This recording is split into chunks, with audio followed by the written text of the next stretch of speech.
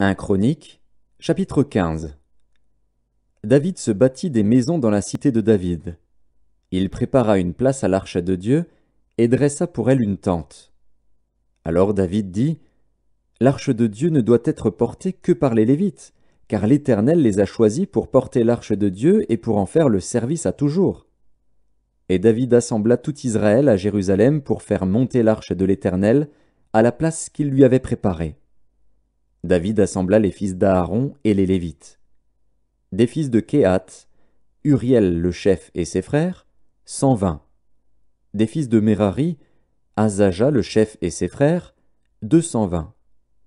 Des fils de Gershom, Joël le chef et ses frères, 130. Des fils d'Élitsaphan, Shemaéja le chef et ses frères, 200. Des fils d'Hébron, Éliel le chef et ses frères, 80. Des fils d'Uziel, Aminadab le chef et ses frères, 112. David appela les sacrificateurs Tsadok et Abiatar, et les Lévites Uriel, Azaja, Joël, Shemaéja, Éliel et Aminadab. Il leur dit, « Vous êtes les chefs de famille des Lévites. Sanctifiez-vous, vous et vos frères, et faites monter à la place que je lui ai préparée l'arche de l'Éternel, du Dieu d'Israël.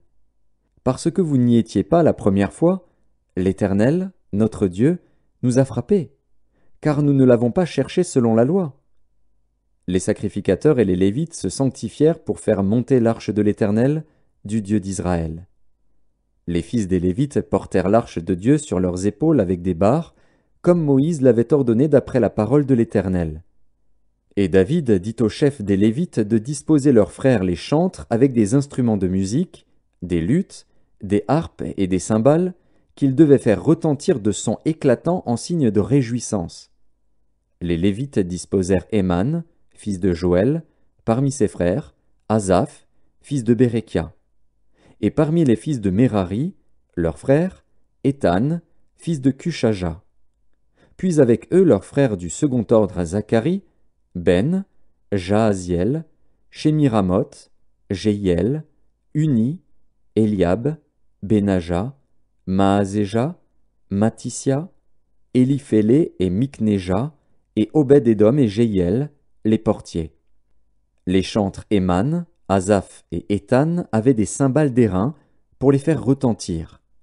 Zacharie, Aziel, Shemiramoth, Jéhiel, Uni, Eliab, Maazéja et Benaja avaient des luths sur Alamoth. Et Matissia, Éliphélé, Miknéja, Obed-Édom, Jéhiel et Azazia avaient des harpes à 8 cordes pour conduire le chant. Kenania, chef de musique parmi les Lévites, dirigeait la musique, car il était habile. Bérekia et Elkana étaient portiers de l'arche. Shébania, Josaphat, Nethanil, Amasaï, Zacharie, Benaja et Éliézer, les sacrificateurs, sonnaient des trompettes devant l'arche de Dieu. Obed-Édom et Jékija étaient portiers de l'arche. David, les anciens d'Israël et les chefs de milliers se mirent en route pour faire monter l'arche de l'alliance de l'Éternel depuis la maison d'Obed-Édom au milieu des réjouissances. Ce fut avec l'assistance de Dieu que les Lévites portèrent l'arche de l'alliance de l'Éternel. Et l'on sacrifia 7 taureaux et 7 béliers.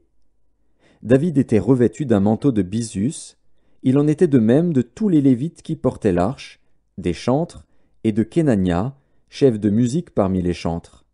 Et David avait sur lui un éphod de lin. Tout Israël fit monter l'arche de l'alliance de l'Éternel avec des cris de joie, au son des clairons, des trompettes et des cymbales, et en faisant retentir les luths et les harpes. Comme l'arche de l'alliance de l'Éternel entrait dans la cité de David, Michal, fille de Saül, regardait par la fenêtre, et voyant le roi David sauter et danser, elle le méprisa dans son cœur.